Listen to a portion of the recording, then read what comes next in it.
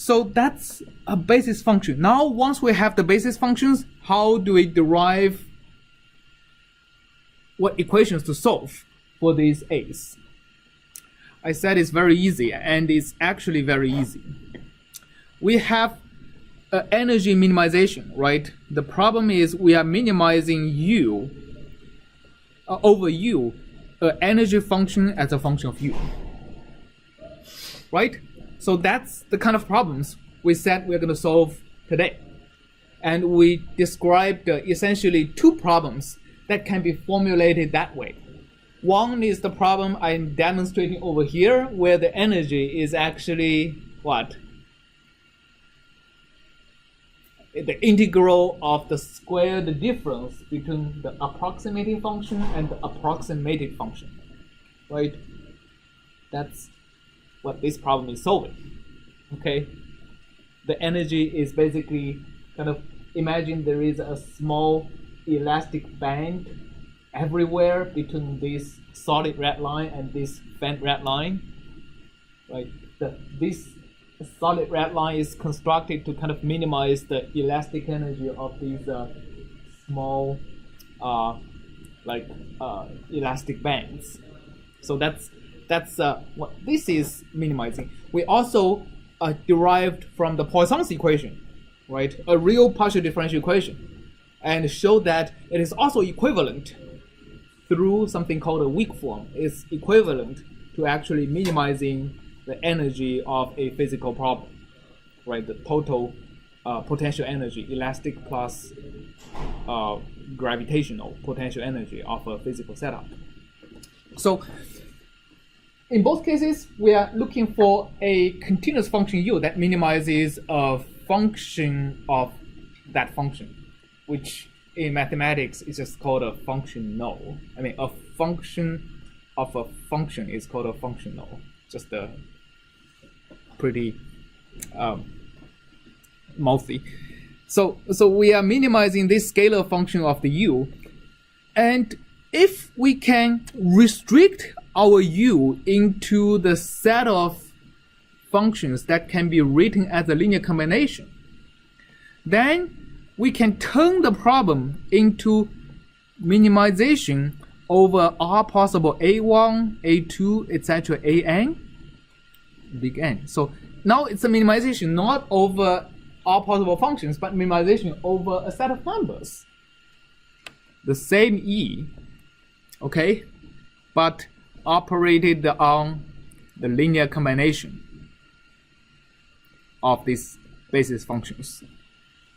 That's how finite elements works. Okay, so just as simple as that. I have a differential equation, or I have a physical problem. I convert it into an energy minimization problem, so that I can actually write down a closed form of the energy as a function of the solution. Okay, then I restrict my solution. That's the approximating part, right? I restrict my solution into a class of functions.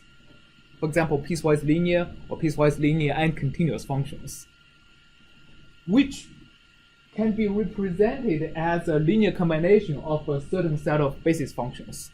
For example, this kind of a nodal basis.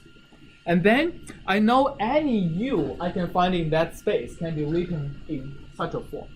So the original problem, the PDE, is converted into this finite dimensional minimization problem. Okay, and I hope you already can guess how we can solve this finite dimensional minimization problem. Any ideas?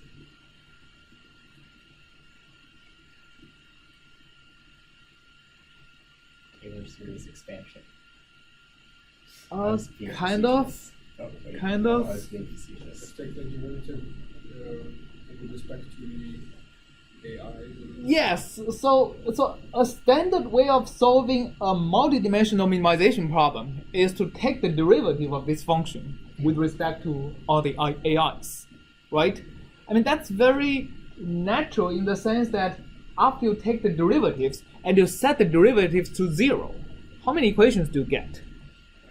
you get n equations, right? You get as many equations as the number of independent variables. So automatically get n equations for the n unknowns you want to solve for, right? So that's the standard way of solving a high-dimensional minimization problem, is basically to compute solve the derivatives. And then, I mean, if you have a unique solution, you are done, right? If you have non-unique solution, then you still have to go check that it's actually a minimum point as opposed to either a maximum point or a saddle point. But like we are going to see that for many of these linear problems, like the one we derived before, we can actually prove that this one has a unique solution, so that you actually only need to solve that set of equations. Once you get to a nonlinear problem, for example, if you have to assume this band deform nonlinearly so that you cannot you cannot approximate this with this, then you need to do a little bit more than just setting the derivative to 0. You may actually have to do Taylor series expansion to get the second order derivative, which is called the Hessing, and use the Hessing to drive something called Newton's method, which is Newton's method. It's actually very similar to the Newton's method for solving nonlinear equations. It's the Newton's method for solving optimization problems.